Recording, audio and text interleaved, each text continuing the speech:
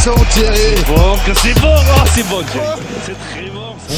Bonjour à tous et bienvenue à l'After Rugby de la Sports Management School. J'ai le plaisir de l'animer aujourd'hui. Je suis Mickaël Tapiro, le fondateur de l'école. Ça fait déjà maintenant 12 ans que cette école existe.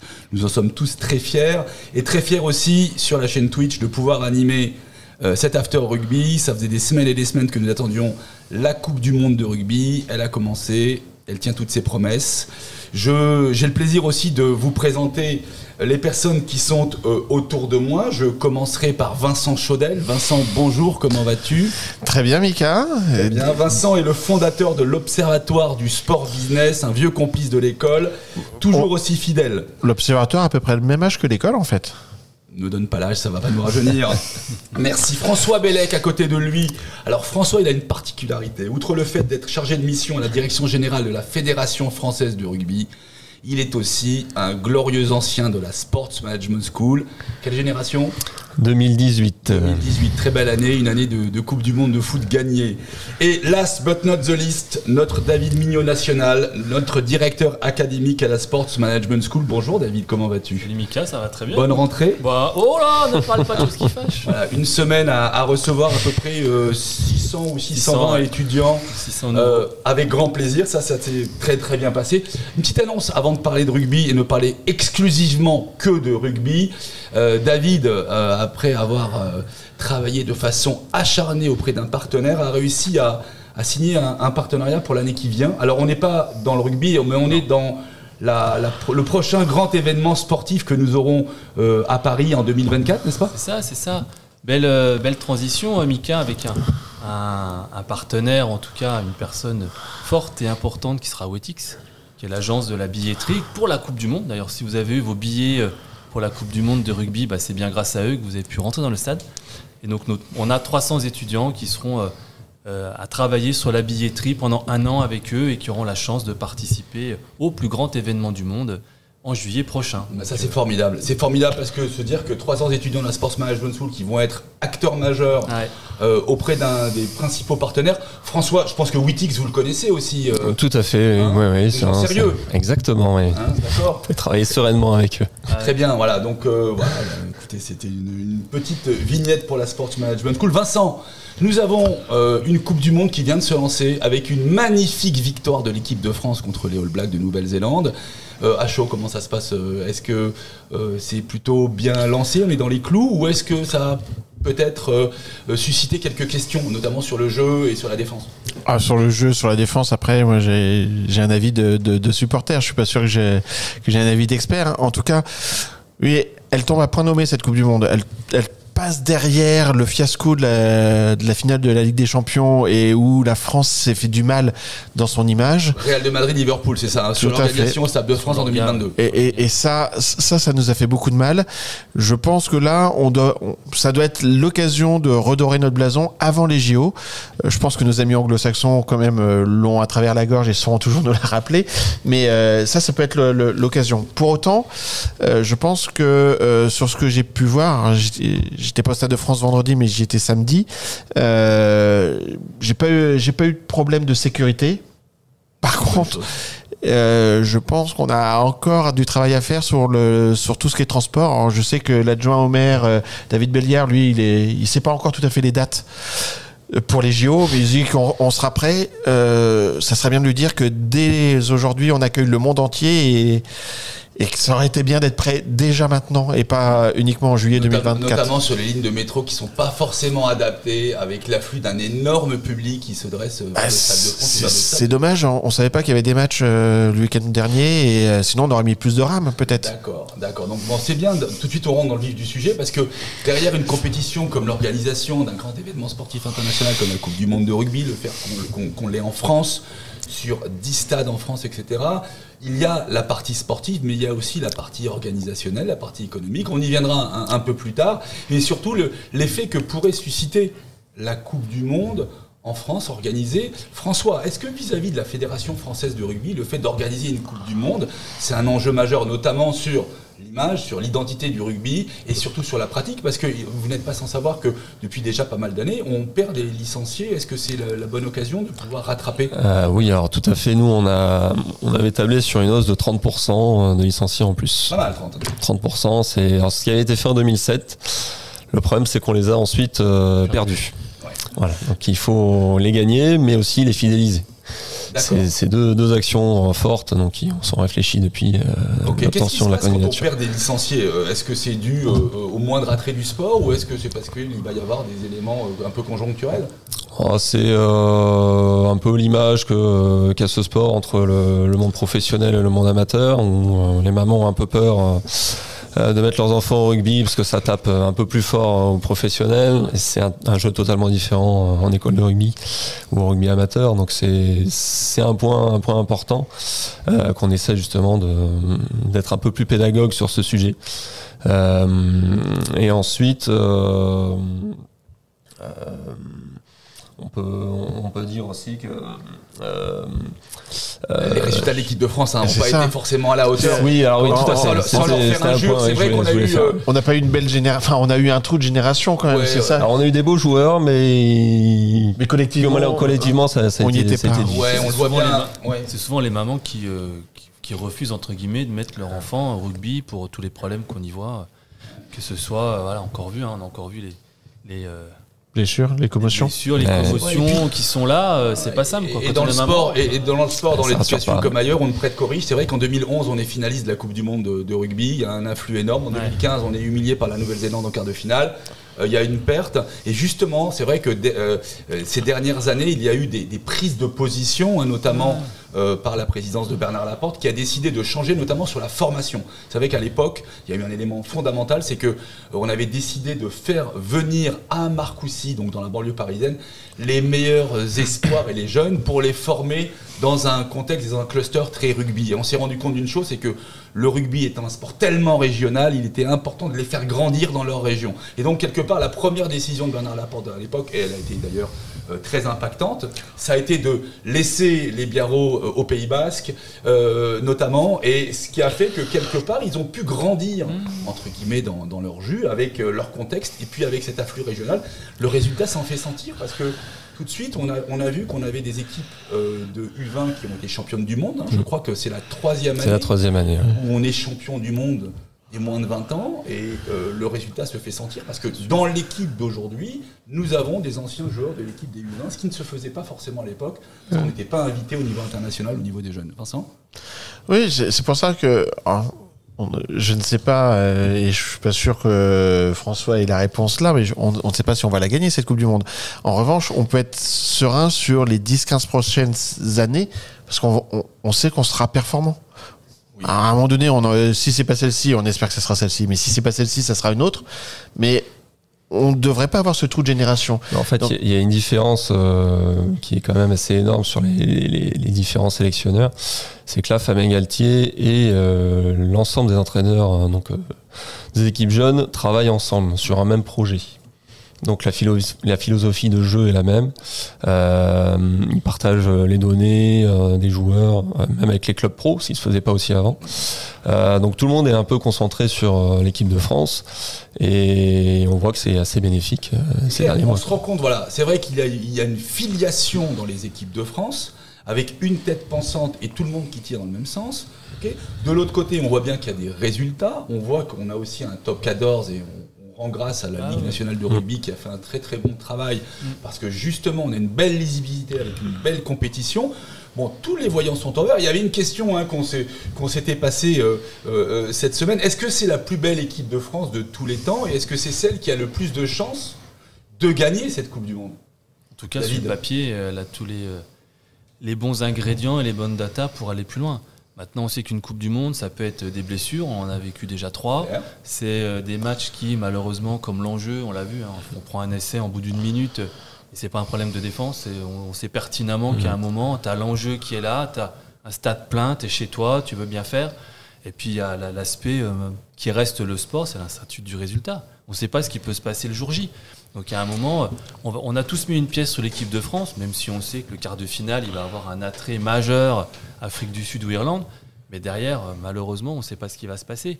Maintenant, oui, je pense qu'on a tous envie que la Coupe du Monde soit une réussite. Tu l'as dit, sportive, touristique, financière et de licence. D'ailleurs, je crois que l'idée de la licence, c'est aussi l'augmentation au niveau des femmes. Je crois qu'il y a un engouement très fort au niveau des femmes sur ce poste +4 après la Coupe du Monde.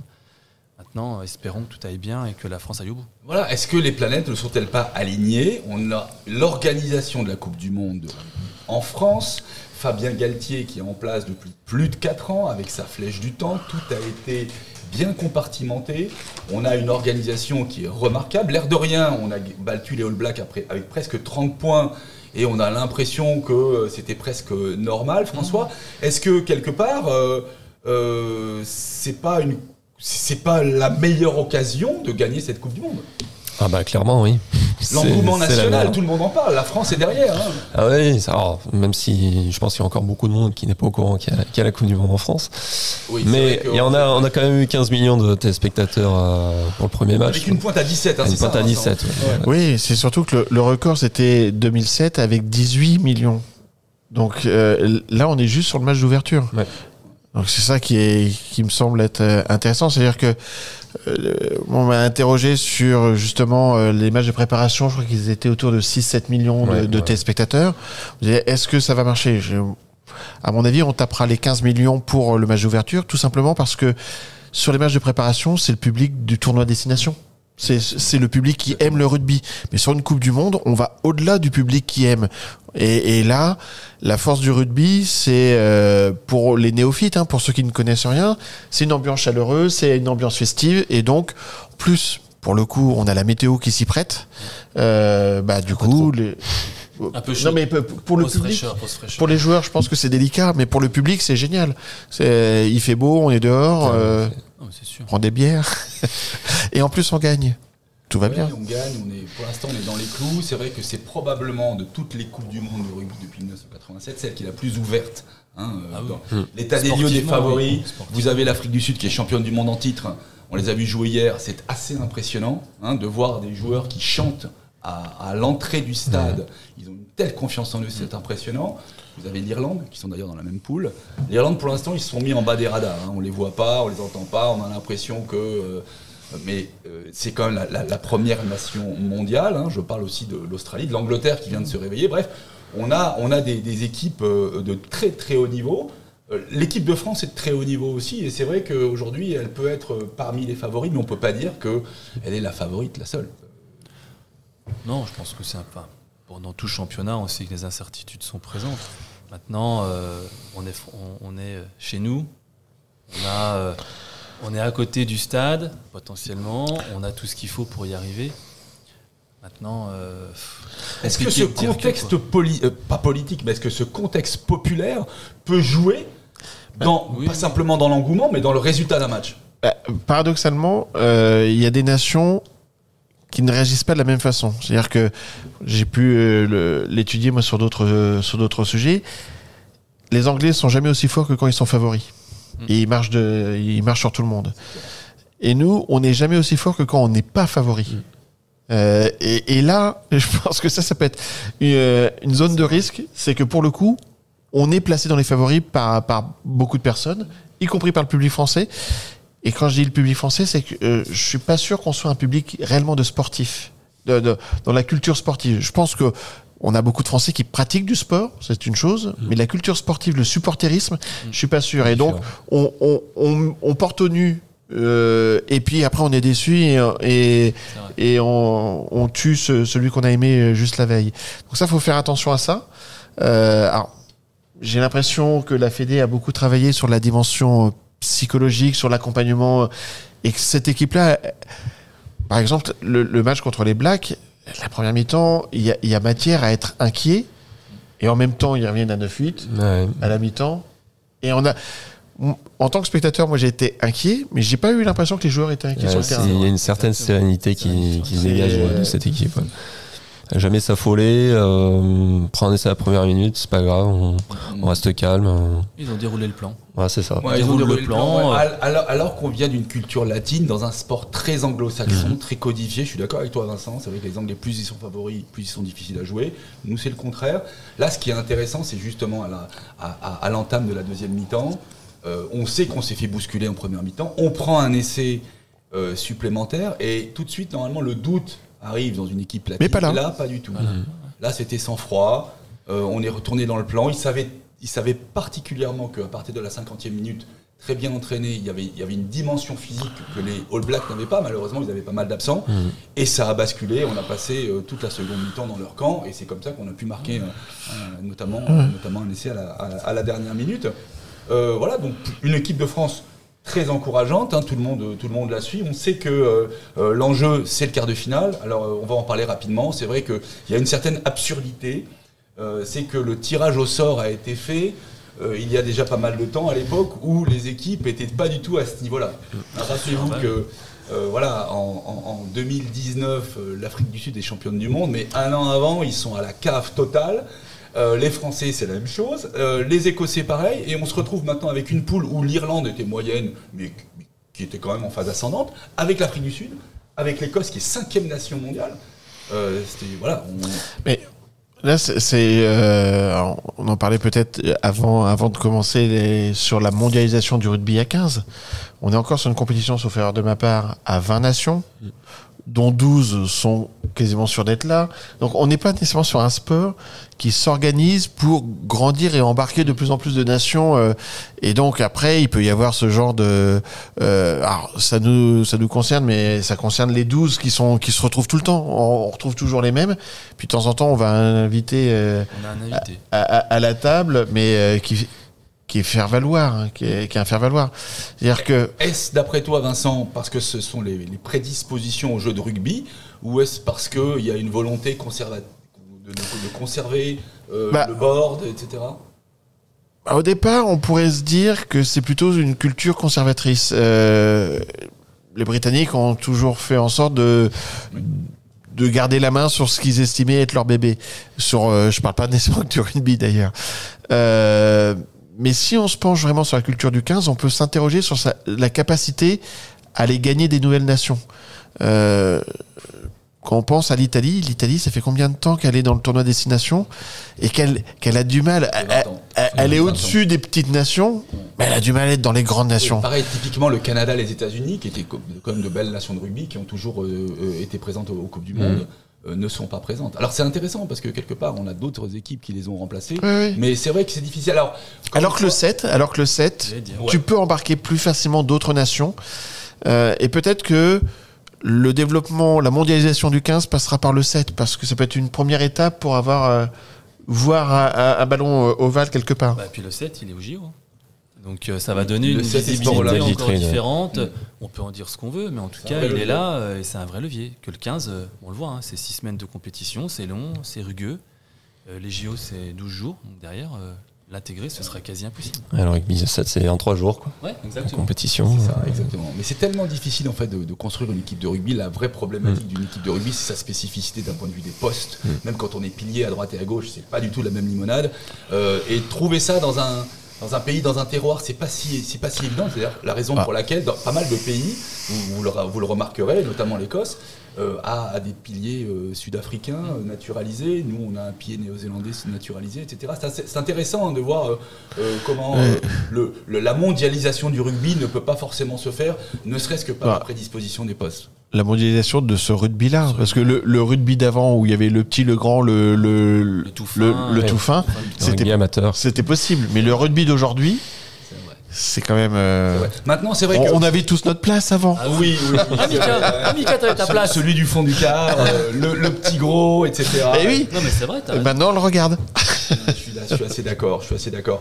Parlons de la cérémonie. Alors moi j'ai eu le privilège d'être présent au Stade de France vendredi soir. Tu faisais partie des notables. Oh, Pas seulement, mais Des nantis. Des nantis. L'avantage d'être dans un vestiaire de rugby, c'est qu'un jour ou l'autre, ça nous aide à être présent dans ces moments-là, et j'en étais ravi parce que c'était d'abord un très très beau match. Et puis bon, une cérémonie qui a fait parler parce que certains ont dit que c'était François, d'autres que c'était Rance. Ça fait parler Sandrine Rousseau, oui, d'accord. Oui, voilà, donc Comme toujours. on a eu une cérémonie d'entrée qui a montré ce que c'était que la France des années 50. Cérémonie à la française qui montre tout ce qu'on peut avoir. Les chefs, on sait que la gastronomie et le rugby, ça fait deux, que le terroir amène aussi à ce que la gastronomie soit présente. C'est à nos couleurs. Maintenant, est-ce que les Américains ont compris ce qu'on a fait? J'en sais rien. En tout cas, pour un Français, c'est une très belle cérémonie. Parce qu'on a envie surtout de ce qu'ils comprennent. Pas sûr. Est-ce qu'on l'a fait uniquement pour nous Ouais, c'est vrai que Vincent, qu'est-ce que t'en penses? Je pense qu'à chaque fois qu'il y a une cérémonie d'ouverture d'une compétition, le pays hôte en profite pour étaler son histoire et sa culture.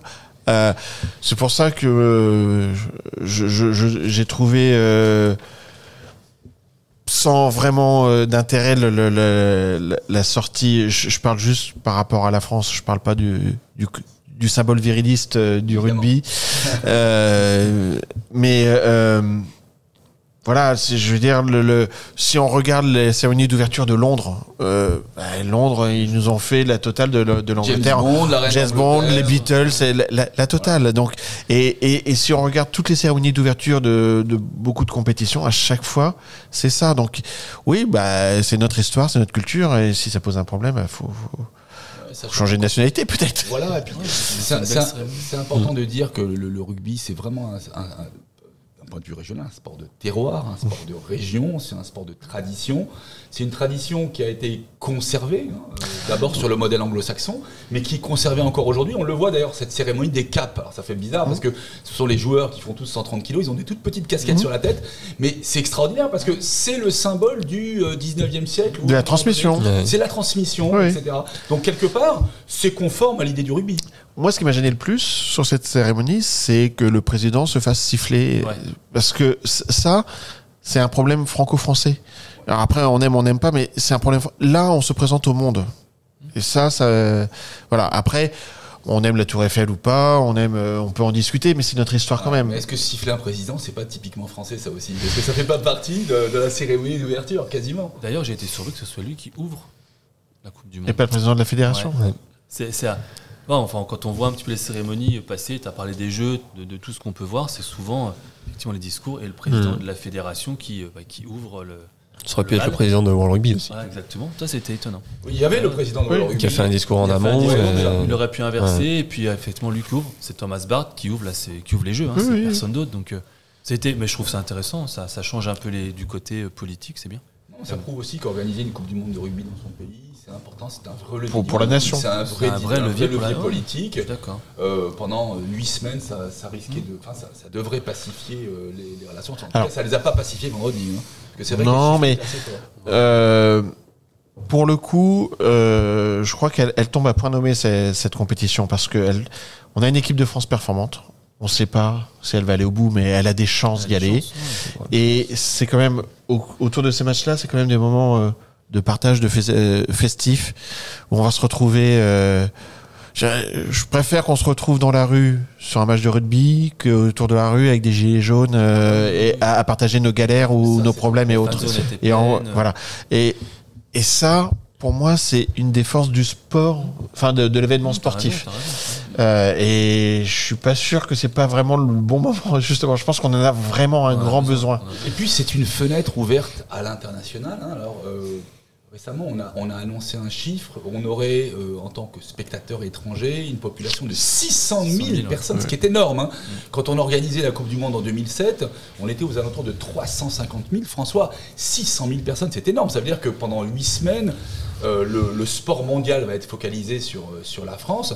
C'est le moment de faire la différence, ne serait-ce que d'un point de vue sociétal. Ah oui, c'est sûr. Alors sur les 600, enfin les Anglo-Saxons aiment bien voyager, aiment bien venir aux Coupes du Monde, tout ça.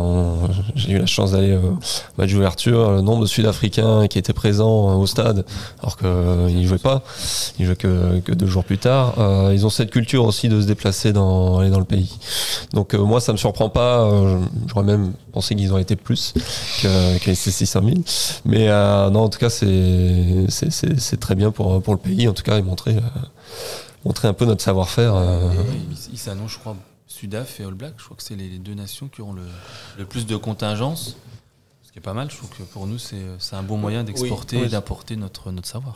C'est pour ça qu'une Coupe du Monde de rugby, ça fonctionne toujours bien à ce niveau-là, pour plusieurs raisons. Déjà, de la spécificité du rugby, on joue une fois tous les 5 jours au mieux. Donc ça veut dire que quand tu es supporter d'une équipe, tu as 4 jours où tu n'as rien à faire, donc tu te balades, tu vas découvrir le pays, donc tu dépenses. C'est ça. Voilà. Ta Coupe du Monde de rugby, elle a lieu en septembre-octobre en général, ou octobre-novembre, mais pas dans des périodes touristiques pleines. C'est-à-dire que quand tu fais un Euro ou une Coupe du Monde, tu remplis tes hôtels. Mais si tu n'avais pas de Coupe du Monde ou un Euro, comme c'est la période estivale, tes hôtels auraient été quasiment remplis. Là, tu remplis tes hôtels à une période qui est plus creuse. Donc, tu as un vrai impact touristique positif. Donc, c'est ça qui est super. Alors, il y a un autre élément qui est assez marrant. C'est vrai que le rugby, traditionnellement, est dans le monde entier. C'est un sport qui va toucher plutôt des catégories CSP+. Simplement parce que c'est un sport scolaire et un sport universitaire, d'accord, et que tout de suite le sport a été amateur jusqu'en 95, donc quelque part il y avait ce lien avec l'entreprise. Officiellement amateur, s'il te plaît. Oh, c'était pas parce qu'il y avait des petites enveloppes, on les a vu. Qui se perdaient comme ça. Ou des gains au casino qui ont pu entacher l'amateurisme. En tout cas, ce qui est intéressant, c'est de voir que les populations qui se déplacent, on l'a vu, notamment avec quelque chose que j'adore. De nos amis britanniques, ce sont les lions britanniques. Les lions britanniques, tous les 4 ans, traditionnellement, ils vont une fois en Afrique du Sud, ils vont une fois en Australie, une fois en Nouvelle-Zélande. Et ils se déplacent pendant 5-6 semaines et ils économisent pendant 4 ans, d'accord ?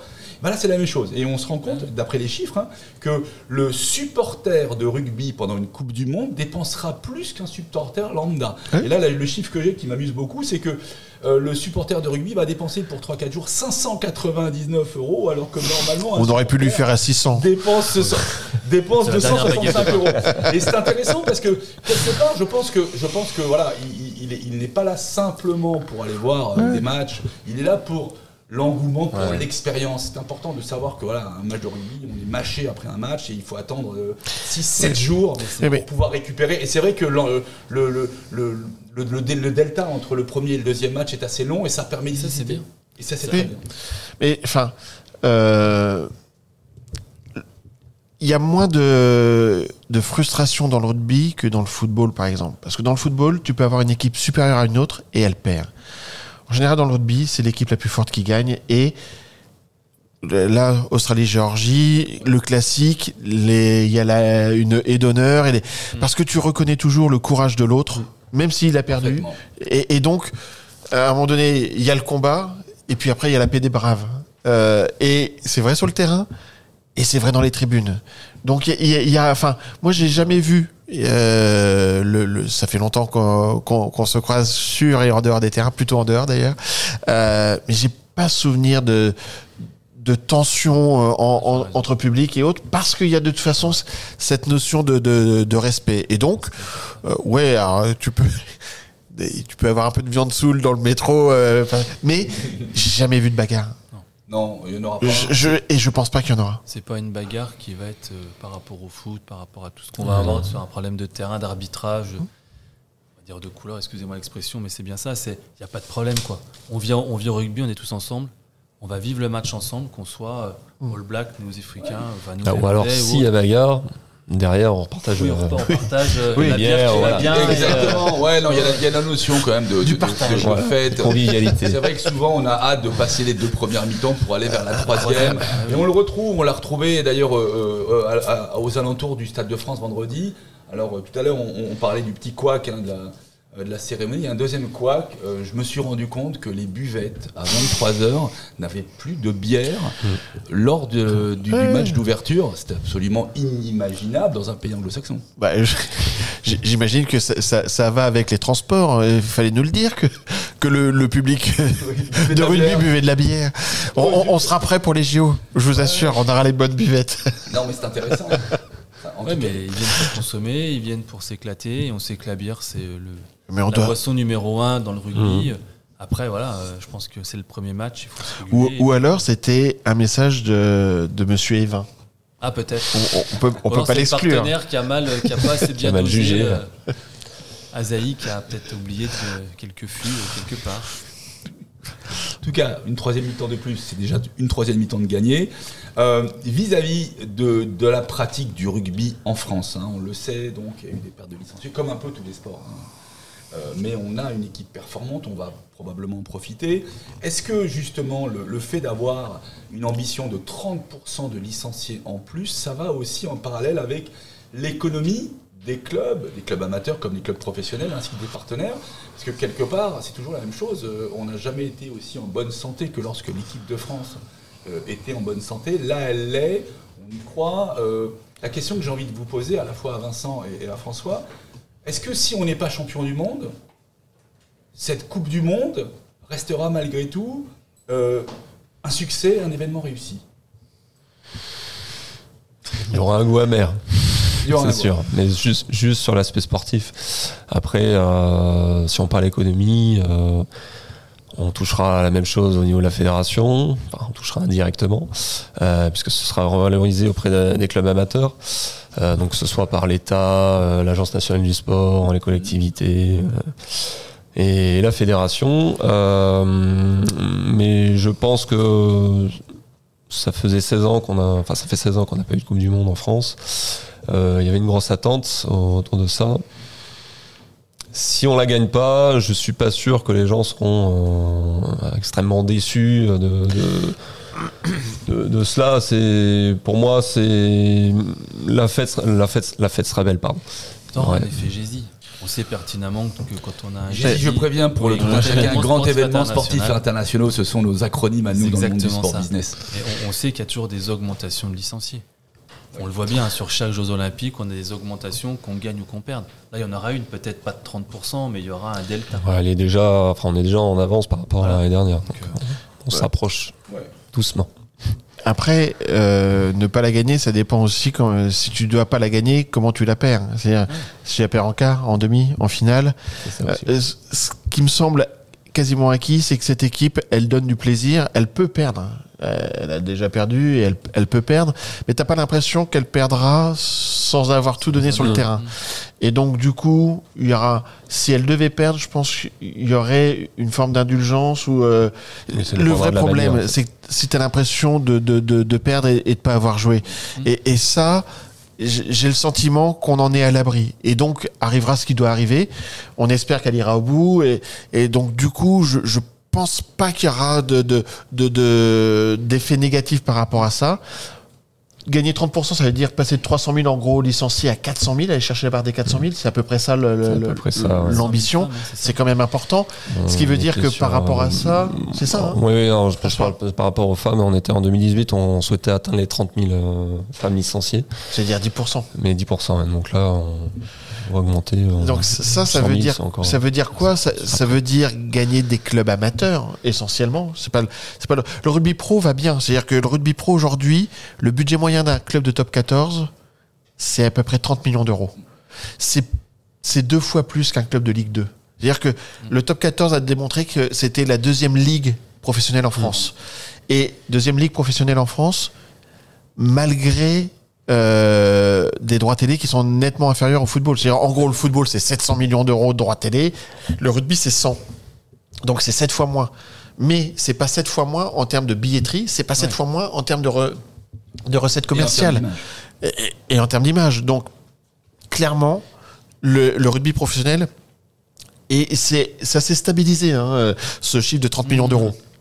Donc, qui est dû aussi avec le salary cap mis en place. Bien sûr, mais ce que je veux dire, c'est qu'il y a eu un petit creux à cause du Covid, mais comme tous les sports, mais globalement, ça se stabilise autour de 30. Ouais. Donc, le sujet, ça va être de gagner des clubs amateurs. Et je pense que pour moi, le vrai sujet, c'est d'aller gagner des clubs amateurs au nord de la Loire. Parce que si on veut passer de 300 à 400, c'est pas négligeable. Parfaitement. On voit bien, la Bretagne se développe, avec Vannes notamment. Oui. On voit des clubs comme ça qui on a vu aussi des clubs dans le nord de la France qui se sont développés, on les voit arriver en national, etc. C'est vrai qu'on a besoin d'essaimer. Hein, culturellement, le rugby, c'est le sud-ouest, c'est le sud-est, c'est le massif central, c'est la région de Lyon et bien sûr la banlieue parisienne et Paris. D'accord, mais ça laisse énormément de régions qui sont... Le Grand Est n'y est pas, le Nord n'y est ouais, pas, la Normandie n'y est... Enfin, il y a Rouen, mais voilà, donc il y a des terres à gagner. En gros, c'est entre 50 et 60 clubs par région. C'est ça. Ouais, et encore en Occitanie ou Nouvelle-Aquitaine, on tourne de 250-300. Donc évidemment, il y a une grosse marge de progression à faire sur ces terrains-là. Et d'ailleurs, qui, à mon avis, n'arriveront pas jusqu'à là, mais peuvent se développer assez rapidement, en tout cas, les prochaines années. Je pense que pour le coup, je pense que c'est l'enjeu de l'héritage, parce que une Coupe du Monde de rugby, contrairement à une Coupe du Monde ou un Euro de football, t'attends pas d'infrastructure, parce que là, tu utilises tes 9 stades, c'est des stades qui existent déjà, c'est des stades de foot, et c'est pas grave, hein, c'est pas un problème, parce que ça aurait pas vraiment de sens de construire un stade de 40, 50 ou 60 000 places pour une Coupe du Monde de rugby. Voilà, donc, mais par contre, ton héritage, si ça te permet de passer de 50 clubs à 60, 70, 80 dans des zones où il n'y en a pas assez, ça permettra à des petits garçons, des petites jeunes filles d'aller vers ce sport-là. Et c'est là où tu auras peut-être tes 50, tes 160, 80 000 de plus, quoi. Il y a Sifrice qui nous dit, parce que c'est un commentaire qui vient d'arriver, je pense que c'est important de le souligner, elle dit, selon moi, elle a réussi la Coupe du Monde dans l'organisation globale, gestion de la com, horaire, les matchs, les stades, et même d'un point de vue écologique. Après, on peut peut-être avoir plus d'infos sur ce point-là. Et elle dit en revanche, toujours des soucis de sécurité. Bon, maintenant, parce qu'on sera toujours dans cette idée de sécu. Voilà. Mais en tout cas, les premiers avis sont positifs. Ce qui est formidable, c'est que c'est vrai que d'un point de vue écologique, il y a un partenariat avec la SNCF, donc... On se développe avec une empreinte carbone très légère. D'un point de vue de la sécurité, c'est vrai que, tu l'as dit Vincent tout à l'heure, dans un stade de rugby, on fait de la sécurité par principe, mais il y a rarement d'accrochage. Il n'y a pas de hooligan au rugby. Il y a des j'en connais pas, et surtout, il y a des passionnés. Il faut savoir une chose, c'est que la chance d'avoir été un sport très retardataire d'un point de vue du professionnalisme faisait que jusqu'en 1995, on allait au Parc des Princes voir le tournoi des 5 nations uniquement parce qu'on était licenciés. Ouais. Seuls les licenciés pouvaient aller. Donc, en fait, on se allé au Parc des Princes d'experts. Et justement, je reviens à ma question qui était, voilà, si on n'est pas champion du monde, est-ce que c'est réussi quand même? Si demain l'équipe de France perd de façon valeureuse avec beaucoup de panache contre une équipe plus forte, eh bien, l'ensemble des passionnés de rugby qui comprennent exactement les forces en présence vont pouvoir analyser et dire, voilà, on est tombé sur plus fort, c'est pas grave, on sera champion dans 4 ans. Et ça pourra aider. Et ceux qui n'auront pas cette culture-là, comme ce sont des Français, diront, c'est pas grave parce qu'on a la culture du Poulidor, nous. Alors, je ne sais pas si ça s'adapte au monde. Mais c'est vrai. Au-delà de la blague, c'est que, en fait, c'est pour ça que je dis qu'on n'est pas nécessairement un pays de supporters acharnés, c'est que on accepte la défaite si elle est pas, si elle est noble, si elle est belle. Il y a des pays où si tu perds, t'es un loser et c'est fini. Même si t'es non, t'as perdu, voilà, next. Et nous, c'est pas ça. Donc, si on est valeureux, et je pense que cette équipe sera valeureuse quoi qu'il arrive, c'est pour ça que j'aurais tendance à être optimiste. Mais tu sais, Vincent, c'est la raison pour laquelle elle a une cote de popularité énorme. C'est qu'on voit des joueurs qui vont à fond, qui mettent le corps sur le terrain, qui donnent. On le voit quand ils sortent, ils sont totalement oxy. Et ça fait plaisir parce qu'on a l'impression qu'ils mouillent le maillot pour l'équipe de France. Alors, tu parles de maillot, mais il y a un chiffre intéressant, 200 000 maillots vendus. Déjà, c'est énorme. Enfin, qui aurait pu dire qu'à ce jour, 200 000 maillots vendus pour potentiellement aider, soutenir l'équipe de France. Je ne sais pas quels sont les chiffres des dernières Coupes du Monde. Je pense qu'on est déjà au-dessus de ce qui a été fait. Donc l'engouement, il est là, l'envie de porter le maillot, il est là, puis l'envie de soutenir cette équipe de France, c'est génial. Oui, c'est le moment. C'est vrai que les boutiques sont totalement en rupture de stock. On l'a vu aujourd'hui dans la presse et on le sait maintenant depuis 3 jours. C'est de bon augure. Alors c'est très très bien pour les souvenirs. En tout cas, voilà, voir une entreprise française qui performe là-dessus, c'est aussi un point positif. Tout à l'heure, on parlait du risque de voir des débordements. On le voit bien. C'est bien cadré. Et puis pareil, dans les régions, dans les provinces, dans les stades alentours, mis à part quelques retards, on a eu je crois, des retards à l'allumage sur la billetterie, etc. Mis à part ces tout petits couacs, on s'en tire quand même plutôt pas mal. Et il y a une super ambiance. Et des stades pleins. Oui. Des stades pleins. Mais, moi, je suis revenu sur le sujet du transport. Je pense que c'est un vrai sujet, le transport, la réflexion sur les transports. Sur la sécurité, je pense que ça va s'ajuster, mais il y avait une volonté surtout de corriger la mauvaise image laissée de 2022. Donc ça va se fluidifier. La vraie question, c'est que je pense que le public de sport a pris l'habitude de venir un peu plus tôt au stade, et ça peut aider dans la gestion des flux. Le public non-sport, si on lui dit match à 21h, bah il vient pour 21h. Et là, ta gestion de flux, elle est peut-être plus compliquée. Donc, c'est peut-être dans la culture de l'avant-match, où on ferait venir les gens plus tôt, ça serait plus simple. Parce que sur l'après-match, il n'y a pas de problème. Si tu attends la rame d'après, c'est pas grave, tu restes à côté, tu continues à prendre un verre ou à papoter. Le problème, c'est l'avant-match. C'est l'avant-match et les hymnes, t'as pas envie de louper les hymnes, t'as pas envie de... Voilà. Non, mais c'est un sujet qui va rester malheureusement encore sur les rédactions et à trouver les bonnes solutions. Il n'y a pas de bonne solution. Tu as raison. La personne qui veut venir plus tôt, elle vient plus tôt. Celle qui veut venir à 21h, elle vient à 21h. Et il est vrai qu'on n'a pas cette partie anglo-saxonne où on vient extadia, parler avec les autres, boire un verre et puis commencer à être dans l'ambiance. On l'a pas, nous. Culture du supporterisme. Ouais, voilà, c'est vrai. Pour ceux qui ont 21h. Pour ceux qui ont eu la chance d'aller à Twickenham, donc qui est le temple du rugby en Angleterre, ce qui est formidable pour un match à 15h, c'est que vous voyez des vieilles Range Rover, souvent des Rolls aussi, arriver sur le jardin alentour du stade de Twickenham, qui font un pique-nique. Il y a une tradition de venir un peu avant. Un jour de match de rugby, c'est jamais un jour comme les autres pour les Anglo-Saxons. Et ça, c'est formidable. Nous, on le retrouve aussi parce que aujourd'hui, les spectateurs n'ont pas la crainte de venir très tôt au stade parce qu'ils risquent pas d'y avoir des chauffourées. La seule chose qui peut être assez rigolo, c'est de chanter avec des Irlandais ou des Écossais, de partager, d'échanger des pins ou des écharpes, qu'importe. Et c'est vrai que cette atmosphère est très bonne. On a, François, organisé des villages rugby. Tout à fait. Alentour à ces stades. Alors ça, c'est formidable. J'imagine qu'on doit chanter beaucoup, on peut dire aussi. Oui, tout est fait pour que le supporter se sente bien. Voilà. Il n'y a pas de... Tout est fait. Voilà. Donc ça, pareil, je crois que c'est important aussi pour les collectivités qui l'organisent alentour, éventuellement pour certains commerçants. Moi, j'ai une petite question pour François, parce que justement, dans le fait de se sentir bien, je trouve qu'il y a une bonne relation entre l'équipe de France et son public. Ouais. C'était improvisé ou c'était préparé cet entraînement avec les gamins à Rueil? Avec les BC. Je trouve l'idée géniale. C'est des choses que en tout cas, le Fabien Galtier met en place depuis qu'il est sélectionneur. Il aime bien rendre hommage au rugby amateur. C'est un peu ce qui était la logique de Bernard, c'est on vient du rugby amateur, donc on doit leur rendre ce qu'on a reçu. Donc à chaque fois qu'ils ont une possibilité, ils vont dans des clubs amateurs, partager des entraînements avec les enfants. Et c'est super.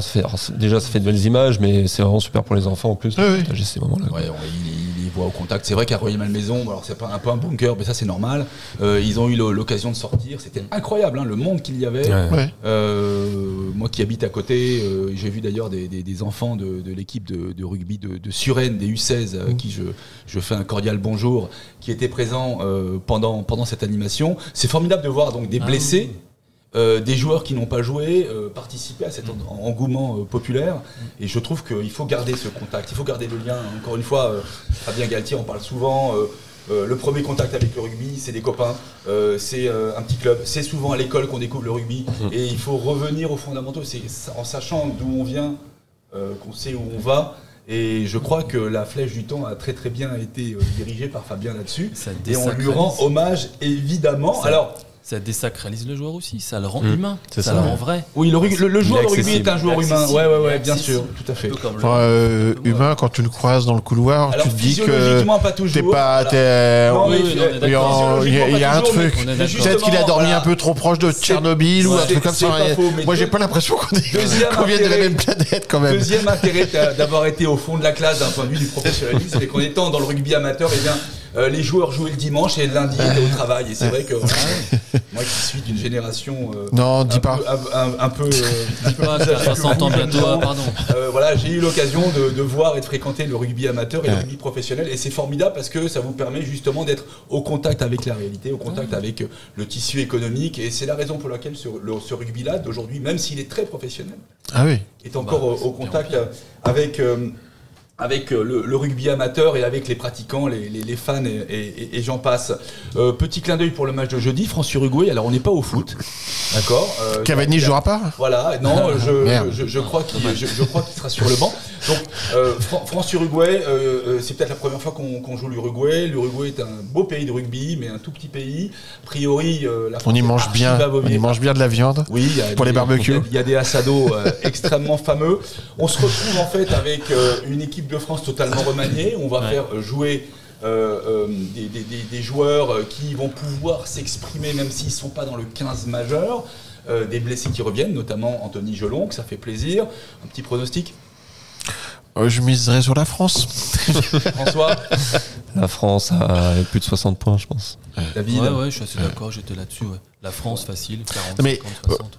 Ouais. Ouais, je pense qu'il n'y aura aucun doute sur la victoire de la France. Mais ce qui est bien, c'est d'embarquer tout le groupe.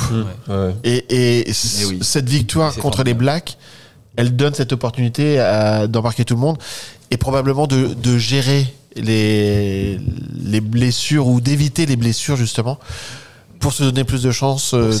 Pour certains joueurs qui depuis vendredi soir sont dans des caisses de glace Bah oui. bien au froid pour les préserver probablement pour le match contre l'Italie qui aura lieu le 6 octobre. Oui, et Vraiment même des contre fondamentaux. l'Italie, tu seras pas obligé de te cramer à 100%. En Et donc c'est pour ça que cette victoire a été très Ah importante. non, c'est sûr. En plus du symbole, Bien sûr. la première fois que tu fais tomber les Blacks en phase de poule. En phase de poule. Donc ça sera cette équipe-là, ça sera à jamais les premiers. Voilà. Donc, rendez-vous toutes et tous devant votre télévision jeudi 21h pour le match France-Uruguay. W9, je crois. W9. W9. Merci de la précision, Ah, Vincent. W9, C'est vrai ouais. qu'il y a 4 diffuseurs pour cette Coupe du Monde. C'est pas évident à suivre. En tout cas, je vous remercie beaucoup. Merci beaucoup, Vincent. Merci beaucoup, François et Merci David. à vous. C'est à toi. Pour ce premier after du rugby de la Sports Management School, c'est le premier mais ce ne sera pas le dernier, nous aurons la chance de pouvoir intervenir au minimum une fois par semaine, un petit peu sur le même modèle, sur Twitch et avec l'école Sports Management School en support. En tout cas, moi je vous remercie beaucoup. Venez de plus en plus nombreux, en tout cas pour la prochaine. Je vous souhaite une bonne semaine de rugby, un très très bon match France-Uruguay et à bientôt pour de nouvelles aventures. Au revoir. Salut. Au revoir.